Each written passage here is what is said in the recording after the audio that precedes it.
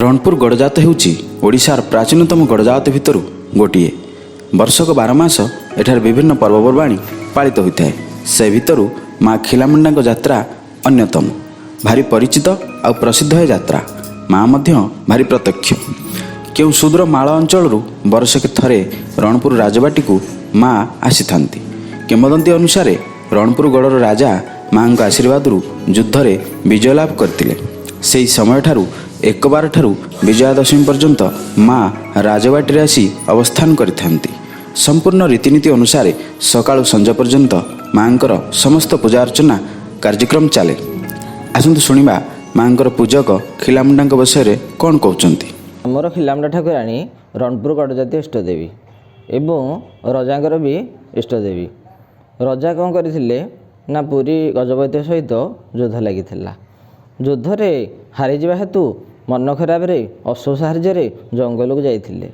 जंगल रे निद्रा आसी जाइथिला। बुढ़ीटी बुढ़ी रूप आसी रजा को पचारा कहला बापा तू एठी कहीं बसीचु ना मन खराब रे पड़ी आसी ना कौन मन खराब रे ना पुरी गजपति सहित युद्ध लगी।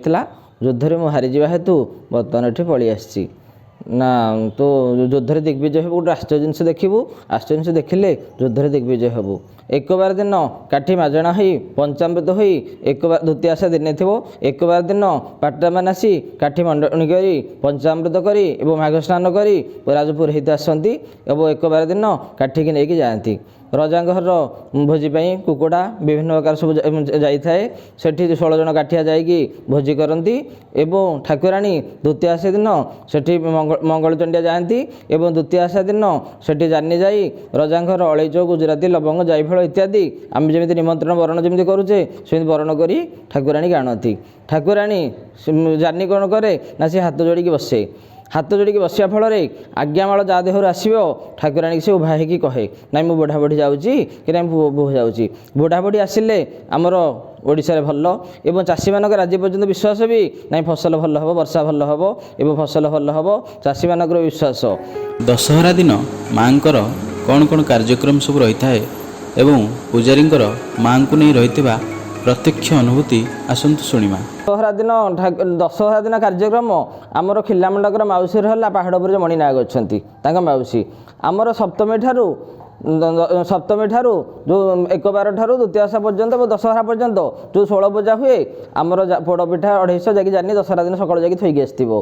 तेणु दशहरा दिन सकाळू ठाकुराणी की मंगल चंडिया नहीं संध्या समय आलती सरलापर एवं धूप सरलापर मंगल चंडिया 16 जन नहीं काठिया दशहरा पदा को जाती। दशहरा पदारे आम रजा जाती और मंत्री घर जाती कटुआल जाती एवं नारायणी दुर्गा देवी कनक दुर्गा सब खिलामुंडा को दशहरा पदा को छाड़िया जाती। दशहरा पदारे पूजा अर्चना आलती चले एवं नारायण भी छाड़िया जाती दुर्गा देवी छाड़िया जाती। आमर ठाकुराणी की खिलामुंडा ठाकुराणी की आमर आने जाती 16 जन काठिया किंतु आमर छाड़िया जाती आमर माँ पक्षी द्वारा जाती।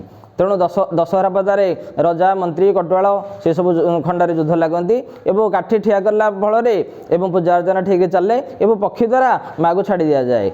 पक्षी द्वारा माँ को छाड़ी दिगला पक्षी साई से देह त्याग करे खिलामुंडा जामुगंड माल देह त्याग करे ताकू जानी चंदन काठरे पड़े एवं ठाकुराणी प्रसन्न होकर रही जाती। मु चतुर्थ क्लास पाठ पढ़ू थाए।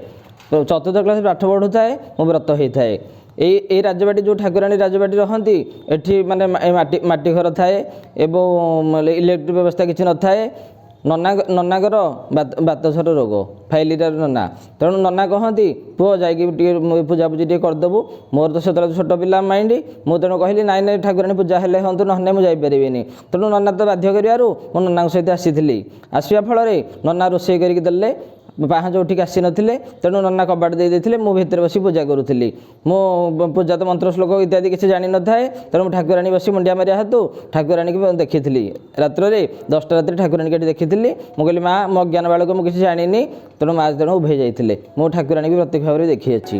बहु दूर दूरांतर भक्त माने वर्ष के थरे माँ को दर्शन करने राजबाटी को आसी थांती।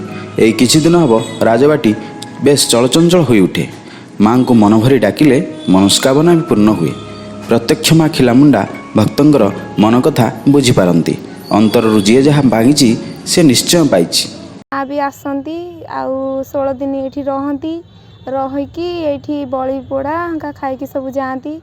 ପ୍ରତ୍ୟେକ ଠାକୁରାଣୀ ଆଉ ଆପଣ ଯାହା ମାନସିକ କରିକି ମାନେ ରଖିଥିବେ ସେ ନିଶ୍ଚିନ୍ତ ହିଁ ପୂରଣ ହୁଏ। ତୁମର କିଛି ପୂରଣ ହେଇଛି? ହଁ ଆଜ୍ଞା, କିଛି ପୂରଣ ହୋଇଛି। ମାନେ ମନରେ ଯାହା କିଛି ମାନେ ଭାବିଥାଏ ସେଇଟା ବହୁତ ମାନେ ସେଇଟା ବହୁତ ଭଲ ହୁଏ। ଦିନ ଯାକ ମାଆକୁ ଯଦି ଡାକିଥିବି ଦିନ ଯାକ ମୋର ବହୁତ ଶୁଭରେ ଯାଏ। ଖିଲାମୁଣ୍ଡା ଆମର ଆରାଧ୍ୟ ଦେବୀ, ଆମର ପ୍ରକୃତ ବିଶ୍ୱାସ ରହିଛି। ଆମର ରଣପୁର ଗଡ଼ଜାତ ଏରିଆ ରଜା ଥିଲାବେଳେ ବହୁତ ଲୋକ ବି ଏଠିକି ଆସନ୍ତି। ଇଏ ଜାମୁଣ୍ଡା ମାଳର ଆରାଧ୍ୟ ଠାକୁରାଣୀ। ପ୍ରତିବର୍ଷ ଆଉ ଦ୍ୱିତୀୟ ଓଷା ପୂର୍ବ ଦିନ ଏଠିକି ଆସନ୍ତି। ସେ ତାଙ୍କର 16 ଦିନ ପୂଜା ଏଠି ହୁଏ, ଭୋଗରାଗ ବି ହୁଏ। ଭଲ ଲାଗେ। ଆମର ବି ଆତ୍ମବିଶ୍ୱାସ ଅଛି ଆଉ ଲୋକଙ୍କର ବି ମନସ୍କାମନା ପୂର୍ଣ୍ଣ ହୁଏ ଏଠିକି ଆସି ମାନସିକ କରିବା ପରେ। କେତେ ଦିନ ହେବ ଆପଣ ଆସୁଛନ୍ତି? ଆମର ତ ପ୍ରାୟ ପ୍ରତିବର୍ଷ ଏଠି ହୁଅନ୍ତି। 10-15 ଦିନ ଯେଉଁ ହୁଏ ଆମର ଏଠି ଭୋଗରାଗ ହୁଏ। ଆମେ ସଦାବେଳେ ଆସୁ, ଠାକୁରାଣୀ ମୁଣ୍ଡିଆ ମାରିକି ଫୁଲମାଳ ଦେଇକି ମନସ୍କାମନା ମାନସିକ କରିକି ଯାଉ।